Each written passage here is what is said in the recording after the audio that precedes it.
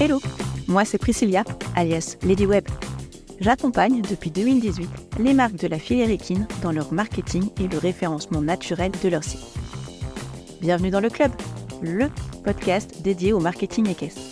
Tu vas y trouver des méthodes, des stratégies et des actions faciles et rapides à mettre en place, que ce soit au niveau marketing ou purement SEO.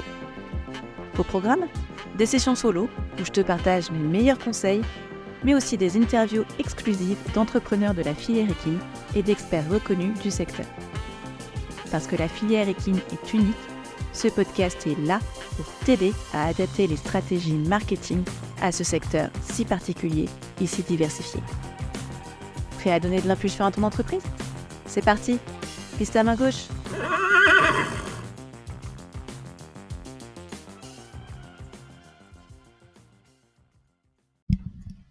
Hello, je suis super contente de te retrouver pour cet épisode un peu spécial.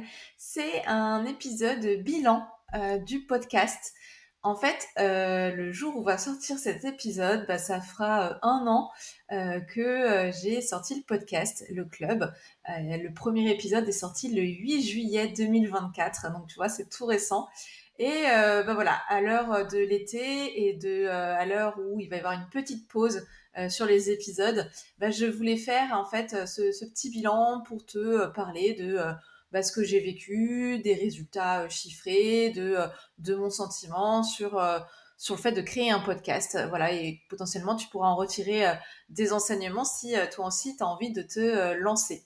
Alors du coup, je vais commencer par un bilan chiffré du podcast.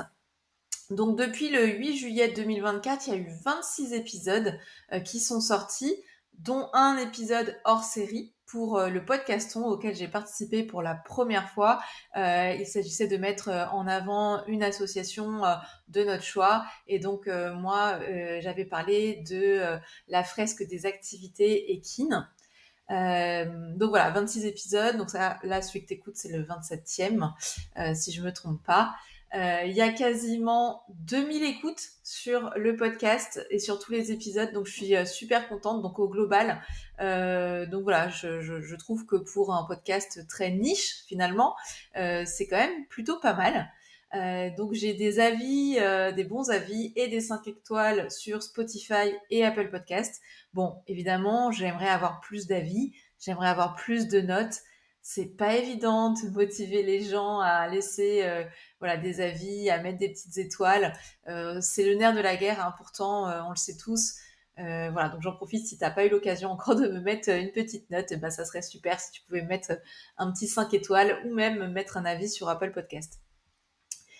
En termes de référencement, donc c'est-à-dire le fait que le podcast soit visible et trouvé sans que j'ai besoin d'en parler. Donc je suis assez contente car le travail sur le PSO paye. Alors le PSO, c'est effectivement le Podcast Search Optimization. C'est en fait finalement un peu comme le SEO, mais adapté au podcast. Parce qu'en fait, il faut savoir qu'un podcast, tu vas pouvoir mettre des mots-clés dedans qui vont se retrouver dans la description, dans les titres, etc. Et finalement, c'est tout un travail de découvrabilité pour que quand quelqu'un cherche un épisode sur Spotify, Apple Podcast, etc., en tapant des mots-clés, qu'il puisse tomber sur ton émission. Donc en fait, il y a quand même un vrai travail à faire là-dessus. Et je suis assez contente puisque je suis première sur le terme marketing équestre, le terme communication équestre ou secteur équestre, donc à la fois sur Apple Podcast et Spotify, donc je suis plutôt contente. Je suis 5e sur le mot podcast équestre sur Apple, et je suis 3e sur le mot filière équine sur Spotify. Donc je trouve que c'est plutôt bien, ça montre que les plateformes savent de quoi parle mon contenu, elles ont bien identifié le sujet, et donc si les gens cherchent ces mots-là, ils vont me retrouver. La bonne surprise, je suis 11e sur référencement naturel sur Spotify, ou encore 2e sur SEO équin sur Apple. Alors évidemment, SEO équin, il y a de très faibles volumes, peu de personnes cherchent ça. Mais référencement naturel, je suis plutôt contente d'être 11e parce que, pour le coup, évidemment que je parle du SEO, mais référencement naturel, c'est assez large. Il n'y a pas le mot équestre ou équin ou cheval dedans.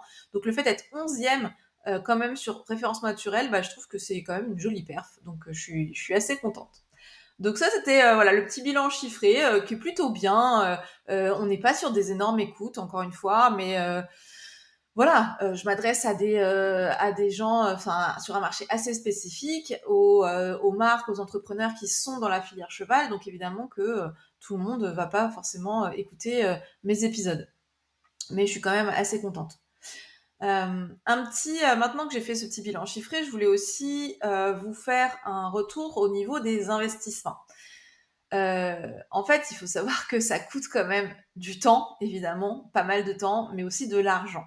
Il y a possibilité de faire un podcast finalement de manière gratuite parce que il suffit de vous enregistrer avec votre micro et de faire un petit montage et puis d'aller sur Spotify for Creator et ça c'est gratuit hein, donc vous pouvez héberger votre podcast sur les plateformes ou même sur Apple, il me semble que c'est gratuit mais il faut démultiplier le truc, c'est-à-dire que vous allez vous créer un compte sur Spotify pour mettre votre épisode sur Spotify et puis vous allez aller sur Apple pour mettre votre épisode sur Apple.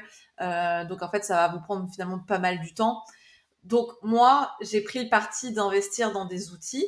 Donc j'ai Riverside, c'est en fait l'outil qui me permet d'enregistrer et de faire le montage des podcasts. Et j'ai Ocha, qui est une plateforme d'hébergement de podcasts, qui va me permettre finalement de diffuser sur plein de plateformes en une fois. C'est-à-dire que sur Ocha, je vais télécharger mon épisode, je vais mettre le titre, le texte, je vais décider s'il va sur YouTube, s'il est sur toutes les plateformes, je vais mettre les mots-clés, je vais mettre la couverture, etc. Et du coup, je vais aussi avoir accès à des statistiques en fait d'écoute, hein, toutes les statistiques que je vous ai données finalement plus haut. Donc ça, évidemment, ça a un coût, c'est sûr. On va pas se mentir. L'objectif, c'est pas de faire du chiffre d'affaires directement avec mon podcast. En tout cas, pas encore. Hein. Là, c'était une première année finalement de lancement de test. Quand j'ai sorti ce podcast, en fait, l'objectif derrière, c'était surtout de travailler ma notoriété, d'asseoir ma position sur le marché, de montrer mon expertise. Donc, c'était vraiment plutôt ça les objectifs, et aussi de pouvoir me rapprocher de marques de la filière, donc des marques que j'aime, que j'ai pu interviewer, et des marques qui peuvent nous apprendre aussi beaucoup en matière de marketing, puisque c'est aussi ça l'intérêt, c'est de pouvoir aller interroger des gens qui vont nous parler de leur stratégie, qui vont nous apprendre des choses, et donc il va y avoir un retour d'expérience qui va être assez intéressant. Donc je peux pas dire pour le moment le podcast il y a eu un retour sur investissement. Je dépense, ça me rapporte pas d'argent, en tout cas pas directement. Euh, donc pour rappel, je paye en fait du coup un peu moins de 400 euros par an entre Riverside et Ocha. J'ai plus les abonnements en tête, mais voilà, c'est les deux au global, c'est un peu moins de 400 euros par an. J'ai aussi investi 500 euros au tout début dans l'accompagnement pour le lancement, avec une personne qui m'a aidé à faire l'intro, l'outro, donc la petite musique du début, la petite musique de fin, enfin le générique, qui m'a créé les couvertures de la couverture du podcast, qui m'a aidé à travailler le nom, etc., qui m'a donné pas mal de tips au niveau technique. Donc voilà, ça c'était un lancement, enfin c'était un investissement de 500 euros. Récemment également, j'ai investi 1500 euros pour créer ce qu'on appelle une machine à contenu, une podcast marketing machine, c'est le nom du produit. En fait, l'idée c'était d'avoir un GPT personnalisé pour en fait d'un épisode pouvoir décliner tout un tas de contenus. Donc en fait l'idée c'est que ce GPT il est vraiment totalement personnalisé à moi, à mon contenu, au ton de ma voix, etc. Et en fait j'ai juste à mettre la transcription de l'épisode. Derrière ça va me générer la description, ça va me générer les posts Instagram, les posts LinkedIn, la newsletter, un article de blog, des miniatures YouTube. Enfin voilà, ça me permet de gagner du temps et de pouvoir décliner sur un épisode, de pouvoir avoir finalement tous les contenus associés. Voilà, donc ça c'était un investissement que j'ai fait récemment. Et ça, l'objectif, c'est de me faire gagner du temps, évidemment. Donc voilà, aujourd'hui j'ai investi plus que ce que ça m'a rapporté, mais c'est pas l'objectif premier du podcast, en tout cas sur cette première année. Évidemment que par la suite, j'aimerais monétiser le podcast avec des sponsors, donc à voir comment je vais pouvoir travailler ça. D'ailleurs, hein, si tu es une marque équestre que tu m'écoutes ou une marque pour indépendants, pour entrepreneurs, que tu souhaites travailler ta visibilité et avoir un petit boost de visibilité grâce au podcast, eh ben écoute, n'hésite pas à me contacter et puis on peut en parler. Euh, mais globalement, voilà, je trouve que les gens me parlent du podcast. Il a quand même sa petite notoriété, donc je suis contente. Mes invités sont toujours enthousiastes à l'idée de venir au micro. J'ai pas eu de refus sur les gens que j'ai invités, donc bah voilà, ça prouve quand même que eux ils y voient un intérêt et que globalement, voilà, ce podcast a le mérite d'exister et peut être utile pour tous les auditeurs. Donc ça c'est cool. Au lancement, j'avais pas mal de gens qui m'ont dit ah bah tiens, si tu veux, je veux bien venir, etc. Donc c'est plutôt positif. Après côté charge de travail, on va pas se mentir, créer un podcast c'est long, ça prend du temps. Euh, il faut le savoir, hein, quand on se lance, c'est que ça va prendre du temps. Alors à moins qu'on puisse déléguer plein de choses, mais entre trouver les idées de contenu, faire des scripts, organiser les interviews pour les épisodes duo, enregistrer, monter, faire la promotion. Enfin, tout ça, ça prend énormément de temps. Bien évidemment que on pourrait déléguer, je pourrais déléguer le montage, je pourrais déléguer la création de contenu, etc. Mais bon, bah, de toute manière, trouver les idées de contenu, les scripts et faire les interviews, ça, je peux pas le déléguer. C'est forcément pour moi. Donc, pour te donner une idée, en gros, alors moi j'ai un épisode qui sort tous les 15 jours. Donc évidemment, ce temps de travail va beaucoup fluctuer en fonction de la périodicité des épisodes, mais également de la durée des épisodes, du contenu, etc. Ça prend forcément plus de temps de faire une interview que de faire un épisode solo. Un épisode solo, en général, ils vont pas durer plus d'une demi-heure. Donc ça va assez vite et je fais très très peu de montage. En fait, j'en fais généralement pas. Après, pour les interviews, ces interviews, bah, déjà, ça va durer entre 1 heure et 1 heure et demie. Et il y a quand même un petit peu plus de montage. Pas trop, en fait, au final. Moi, j'aime bien que ça reste spontané, mais mine de rien, bah, il peut y avoir un petit couac ou la personne me dit, bah, attends, là, non, je voudrais me reprendre, ou non, finalement, ça le dit pas. Voilà, donc il peut y avoir un petit peu de montage, plus de montage sur les épisodes duo. Euh, donc voilà, moi, c'est un épisode tous les 15 jours, soit duo, soit solo. Euh, on va dire qu'en gros, ça me prend 4 jours par mois. Voilà, c'est-à-dire que pour rentrer dans le détail, c'est vrai qu'en général, tous les lundis matins, c'est dédié au podcast. Donc le script, l'enregistrement, le montage, etc. Et après, tout ce qui est promotion du podcast, ça va être soit dans la foulée, soit j'ai le vendredi matin aussi qui est dédié à ma création de contenu, où du coup, là, je vais aussi me servir des épisodes de podcast. Mais voilà, tout ça, grosso modo, c'est 4 jours par mois. Donc c'est pas négligeable quand même, donc il faut le savoir. Et ce qu'il faut savoir aussi, c'est qu'un podcast, c'est 20% de production, 80% de promotion. Donc en fait, c'est presque ça le plus long. Enregistrer, c'est finalement pas le plus compliqué, pas le plus long. Mais faire les posts, trouver les bons extraits, trouver les citations, c'est ça qui prend beaucoup de temps. Et c'est pour ça d'ailleurs que j'ai fait un GPT personnalisé, puisque ça va carrément m'aider à trouver les extraits, en fait, à choper, ou me donner directement des citations avec bien le timing. Donc c'est un vrai gain de temps pour le coup. Quand même globalement là, je pense que j'ai réduit de 50% mon temps de création de posts et mon temps de promotion de posts via ce GPT. Donc ça c'est super intéressant, mais voilà, un podcast, si tu en fais pas la promotion, en fait, il y a très peu de découvrabilité sur les plateformes. Je parlais tout à l'heure de PSO et donc de référencement naturel.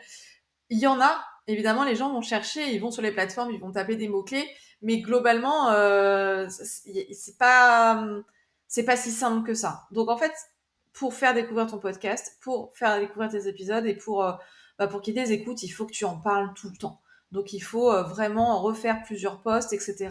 Tout au long de la semaine, tout au long du mois, et pas juste un post à la sortie. Donc c'est ça quand même globalement ce qui va être très long et il faut en prendre compte, faut en tenir compte quand tu as déjà une activité qui est bien chargée. Donc maintenant que j'ai fait un petit peu ce bilan, cette rétrospective, c'est quoi la suite pour moi? Alors évidemment, je continue. Évidemment que je continue. Il va y avoir une petite pause là sur le mois de juillet parce que, eh bien, je prends des vacances et que j'ai décidé que c'était bien aussi de faire une petite pause sur le podcast. Mais tu vas pouvoir retrouver tous les épisodes précédents si tu les as pas écoutés. Mais cet été, donc en août et à la rentrée, tu vas pouvoir retrouver des épisodes un petit peu spéciaux où cette fois-ci, j'ai pas invité des marques, mais des expertes métiers. Alors oui, je dis expertes parce que a priori, ce ne sont que des femmes pour l'instant que j'ai interviewées. Mais du coup, on va parler études de marché, on va parler influence, on va parler mindset. Donc là, on va vraiment se focaliser sur des briques de métiers et de stratégie marketing ou de mindset de l'entrepreneur. Et je pense que tu vas adorer aussi ces épisodes parce que celles qui sont venues à mon micro ont partagé vraiment des pépites. Et après, du coup, je continue les épisodes solo pour parler de techniques, de conseils marketing et SEO. Et puis, on reprendra aussi, bien sûr, des interviews avec des marques équestres. Si tu as si tu as des idées de sujets que tu veux que j'aborde ou s'il y a des marques que tu veux que j'invite, tu peux bien évidemment me laisser un petit commentaire sur Spotify ou m'envoyer un message sur Instagram, sur LinkedIn. Et comme ça, voilà, ça va m'aider aussi à pouvoir aller chercher des gens que tu veux entendre. J'aimerais aussi passer à la vidéo. Je te cache pas que on entend de plus en plus parler de podcasts vidéo. Ça se fait beaucoup aujourd'hui. Il y a des grands podcasts qui se sont tournés vers la vidéo et donc ils diffusent leur épisode sur les plateformes audio, mais également sur YouTube par exemple. Donc ça, c'est un truc qui me trotte dans la tête. Donc j'aimerais essayer de publier plus d'épisodes sur YouTube en vidéo. Donc actuellement les épisodes sont sur YouTube mais en mode audio. Donc j'aimerais pouvoir les mettre en vidéo. Et également sur Spotify. En fait sur Spotify il y a une option pour mettre la vidéo. Donc je l'ai déjà fait sur 2 épisodes. Donc tu pourras regarder. En fait il y a des épisodes que tu peux regarder en vidéo. Mais voilà, je le fais pas encore beaucoup parce que j'ai pas un setup de dingue. Voilà, mon bureau est sympa mais j'ai pas encore voilà, c'est quand même autre chose de passer à la vidéo parce que on a toutes les mimiques, on voit sur notre visage, donc voilà, il y a un petit step à passer, mais j'aimerais bien passer à la vidéo. Et comme je te le disais un peu plus haut, j'aimerais bien monétiser le podcast. Donc l'idée c'est pas de dégager un gros revenu avec le podcast, mais j'aimerais au moins rentabiliser les abonnements aux outils. Donc voilà, de manière très transparente, je te livre ça, c'est que voilà, si j'arrive à monétiser avec un peu de sponsoring, si ça me permet de payer mon abonnement à Riverside ou à Ocha, déjà ce serait quand même top. Donc le bilan, il est quand même plutôt positif et du coup, je continue.